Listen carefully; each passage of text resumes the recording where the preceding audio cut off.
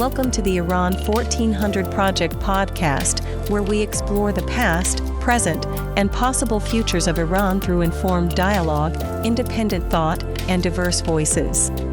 From historical insight to emerging narratives, we connect ideas to action in the pursuit of a more just, inclusive, and forward-looking society. Join us as we rethink Iran's trajectory, one conversation at a time.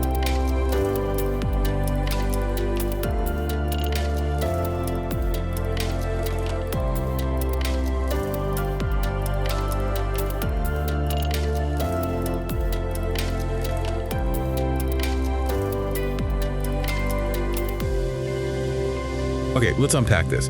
When we talk about justice in Iran, it's more than just the legal stuff, right? The laws, the courts. Absolutely. It's always been deeply tied into, power dynamics. Who's in charge? Who gets to define what's fair and what that actually means for society. Exactly. And it's a concept that's really shifted quite dramatically over the centuries. Our sources today help trace that history. It's fascinating and often pretty turbulent. So our mission here is to follow that evolution, how the whole idea of justice and the reality of it has been used, maybe sometimes upheld. But often bent or even broken, from way back ancient traditions right up to the challenges Iran faces now. And importantly, what these sources might suggest about, reimagining justice moving forward. We'll take a journey, starting when justice was very local, sort of ad hoc. Okay. Then through attempts to build a national system, a state system, right. And then into the really radical changes after the 79 revolution. And all along, how did this affect people, their trust in the system? And the sources, they don't just list the problems, which is interesting. They actually propose something quite compelling. This idea of justice not just as law or punishment. And not just rules from above. But as civic infrastructure. Like the essential foundations. That's the core idea, the ethical conditions, really, that people need to cooperate, to build trust, just to live together with dignity. And this concept, Aram Hessami, explores it particularly well in the material. It suggests looking back, actually. At Iranian traditions? Yeah, deeper traditions. They might offer clues for building a future where justice is, foundational, part of society's bedrock, not just a state tool. So this deep dive, it's really your shortcut to understanding why justice has been such a battleground in Iran's history. And why thinking about it today as a civic necessity, why that's so vital. Okay, let's jump in. All right, so let's start that journey. Late 19th century, the Qajar era. What did justice actually look like then on the ground? Well, the sources paint a picture of fragmentation. It was incredibly fragmented, meaning there wasn't one single clear legal authority. You had justice being handed out locally, sometimes by landlords, sometimes tribal chiefs, sometimes religious clerics in the shorest courts, following Islamic law.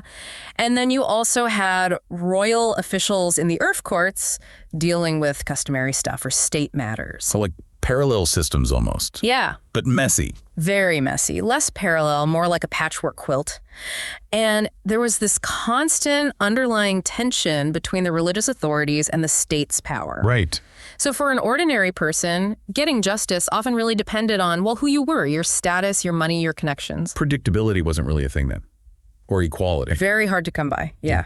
That lack of standardization, that lack of a central authority, it just bred a sense of arbitrary rule, you can imagine. Definitely. Were people trying to change this back then? Yeah. Even that early? Oh, yes. The sources mention efforts, attempts to bring in legal reforms, modern legal training, but they hit a wall. Significant resistance. Because the people holding power in the old system, certain clerics, the landed elites, they saw these changes as a direct threat. To their influence. To their influence, exactly. So the key takeaway for this period, justice functioned more like personal negotiation, personal arbitration. Vulnerable to who had the upper hand. Totally. And it lacked any real civic coherence, no unified sense of legitimacy across the board. Okay, that fragmented picture really makes the 1906 constitutional revolution seem like a massive shift then. What was the vision for justice there? It was huge. Iran's first big push for a state governed by law based on a constitution. It fundamentally changed the terms of the debate, away from arbitrary rule towards legal rights. A huge conceptual leap. Massive. The Constitution actually set up a formal judiciary, a separate branch of government that was radical for the time. So the idea was national courts moving towards laws written down, codified. Precisely. And a real effort to create secular legal codes. They looked to Europe for models. French law was a big influence. Right. Developing the Iranian civil code later on, that was a major step. Defining processes, rights. The sources talk about a professional legal class emerging, institutions like the Bar Association starting up. But did that old system, that dual authority, just vanish? No, not overnight, not completely. The religious courts, they kept significant sway, especially over things like family law. Oh, okay. Which just shows you the enduring power of the clergy. So while the direction was definitely towards modernization, secularization, that tension, that pull between modern legal ideas and traditional clerical authority, it didn't go away. It remained a major challenge. So the Constitution promised national justice, but it was still kind of caught between these competing powers. Exactly. Limited by these competing claims to sovereignty, you could say. Okay, let's move forward then. The Pahlavi era, particularly under Reza Shah, what's happening with the judiciary, the sources suggest a total rebuild. Oh, it was drastic, a complete overhaul. Reza Shah wanted a strong, centralized state. And secular. So he systematically moved to bring all legal authority under the state umbrella. Clerics. Removed from judicial posts. Replaced by Judges trained in modern law. State-approved law. By the 1930s, the religious courts were either formally abolished or basically stripped of most of their power. So building a hierarchy of courts, standard procedures, formal training for judges. I mean, on paper, that sounds like a modern system. It looked like it, yeah. And that professionalization continued under his son, Mohammad Reza Shah. They tried to push state law out even into rural areas. I sense a but coming. There's a big but. The sources really emphasize this. Despite the modern structure, the judiciary remained heavily dependent on the state, on the Shah's political will. Dependent in what way? Was it not really independent? Oh, that's the crux of it. It wasn't designed to be truly independent. It wasn't there to act as a check on state power. It became more of a tool, implementing the state's agenda and, crucially, suppressing political opposition. I see. And because it lacked that independence, that political accountability, because the public didn't genuinely trust it as impartial, this seemingly modern system, it never really put down deep roots of legitimacy. The takeaway, justice took on this modern bureaucratic form. Rational, maybe? Bureaucratic rationality, yes.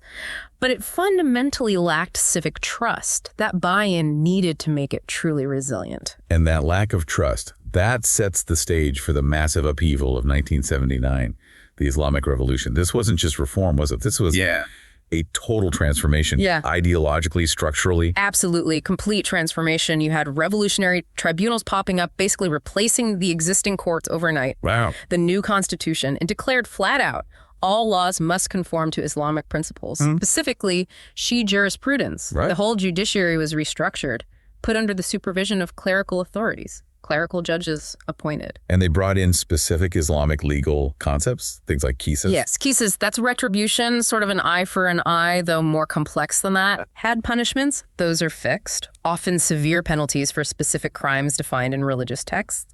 And tazir, discretionary punishments, where the judge decides based on Islamic guidelines. So these became the guiding principles. They became foundational for the legal framework. Now, there are elements, provisions for forgiveness, compensation, things you could maybe see as restorative in a sense. Right. But the overall process of justice became increasingly tied to ideological interpretation and state control. And what did that mean for things like due process, legal protections for defendants? The sources are pretty clear on this. They were significantly compromised, seriously undermined. How so? The judiciary became really an integral part of the new state machine, often used to enforce ideological conformity, to silence opposition. The Bar Association lost its independence, and the rights of defendants, especially if you were a political prisoner or a woman or from a minority group, were severely cut back. So this era frames justice as divine discipline. Divine discipline, yeah, that was the framing. But in practice, rigidly ideological, often inconsistent, and highly politically applied. That whole history, wow. It really does set the context for the current situation, which, as you said, our sources describe pretty bluntly, a system in deep crisis. They really do.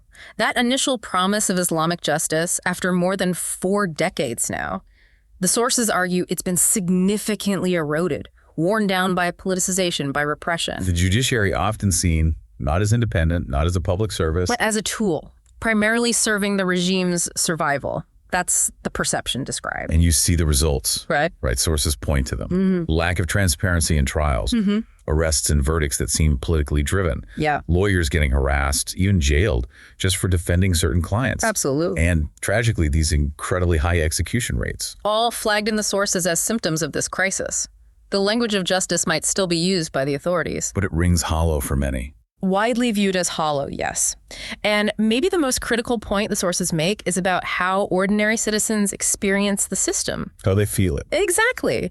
It's not seen as a place you turn to for fairness, for getting a wrong righted, or settling a dispute impartially. It's seen as something else. Often perceived as a mechanism of fear, of control. And that brings us right to that core idea for today's deep dive justice, seen as this monopolized state function, detached from the people, from legitimacy, from ethical trust, control without consent. That detachment is absolutely key, because when that link breaks down the link between justice, public trust, and the whole social contract, it has profound consequences for stability, for cooperation, for the basic health of society. Okay, so we've traced this difficult history leading to this present crisis of trust. But as you mentioned, the sources don't just leave it there. They offer a different path, a different vision. This idea from Aram Hessami, justice as civic infrastructure, what does that actually mean, practically? It's a really powerful shift in thinking. Instead of seeing justice mainly as, laws enforced by the state. Or as just an ideology. Right. Hessami suggests viewing it as something more fundamental, a civic ethic. Think about, the invisible networks that make a city work. Plumbing, power grids. Exactly, the things you don't see but rely on. Justice, in this sense, is the ethical plumbing or wiring that allows society to function, to cooperate, build trust, engage in dialogue. And ensure people can just live with basic dignity. Precisely. It's not only about the courts and laws, but about the underlying ethical conditions in society that make fairness even possible. So fostering mutual responsibility. Transparency, not just as legal rules, but as deeply held values. As civic values, yes. And the sources argue this isn't some totally new alien idea for Iran. It connects to deeper roots. You mentioned historical roots earlier, like the ancient Zoroastrian idea of Asha. Yes, Asha. It represents this fundamental concept of moral order, truth, righteousness, something believed to structure the whole universe and human life justly. Then in Shia Islam, you have adl justice. It's a core attribute of God, but also a human duty, connecting divine justice to how people should behave. Okay. And even in sort of newer values-based traditions that emerged from the 19th century onwards, there's often this emphasis on justice as a principle that links your personal integrity to the well-being of the whole community. Yeah. Social prosperity. Like the Baha'i perspective mentioned in the materials, framing justice as the moral foundation needed for collective life, connecting individual dignity and the prosperity of everyone. Exactly. These different threads across centuries, across belief systems, they all point to justice being fundamental, not just to law, but to social order, to human flourishing. Right. The sources also bring in Abbas Amanat's analysis here, suggesting that the breakdown of independent justice often happens because of those unresolved tensions, religious versus state authority, and the erosion of public trust. And if people today are calling for azadi, which means liberty, freedom, but carries that deeper sense of dignity, then justice, understood in this civic infrastructure way, is like the necessary framework to actually support that dignity. That's the connection being made. It's about shifting the lens from justice as the state's monopoly to justice as a basic condition for a healthy, functioning society. Okay, so if that's the vision, justice as civic infrastructure, how do the sources suggest moving towards it? What would that look like in practice? Well, they outline some key components. First, building genuinely independent judicial institutions, really independent. Crucial. Absolutely. Second, ensuring equal access to justice and fair due process for everyone, regardless of their status, their beliefs, anything. Universal access. Yes. And third, cultivating a broader culture of fairness and transparency. This isn't just about courtrooms. What's wider than that? Much wider. It's about interactions in daily life.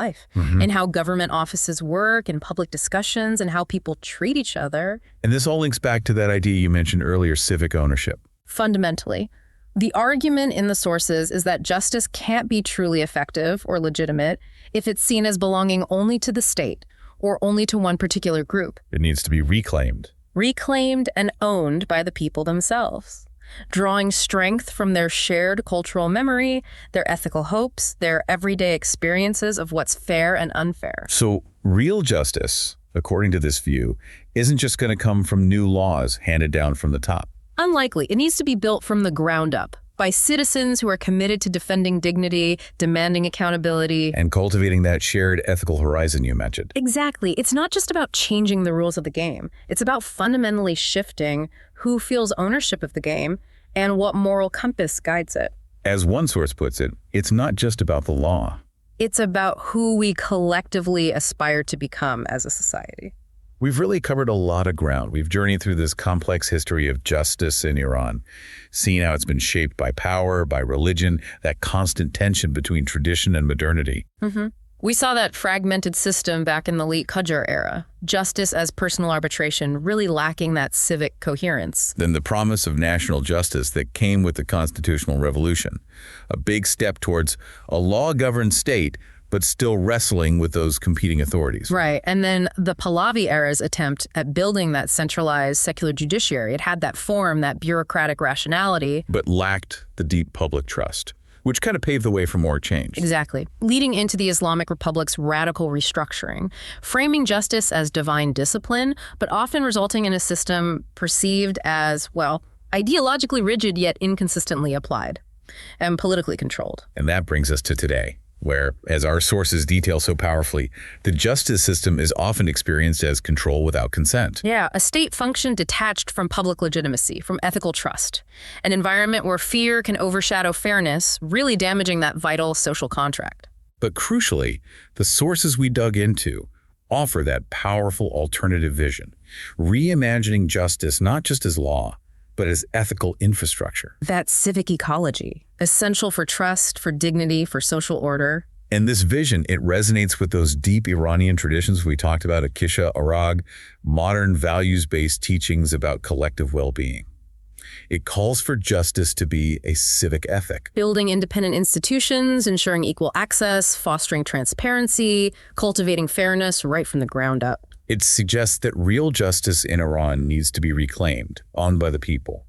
Recognizing that, as some analysis implies, justice is the structure needed to uphold Azadi, that sense of dignity and freedom. Absolutely. This deep dive really shows how the state of justice is so intrinsically linked to the relationship between people and power, to the health of the social contract itself. So here's a thought maybe to leave you with.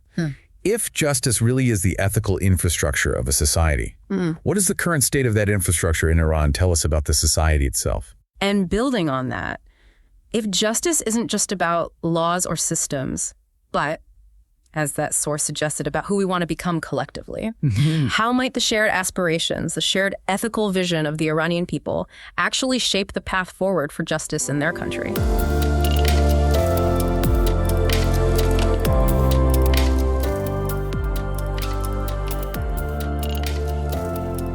Thank you for listening to the Iran 1400 Project podcast.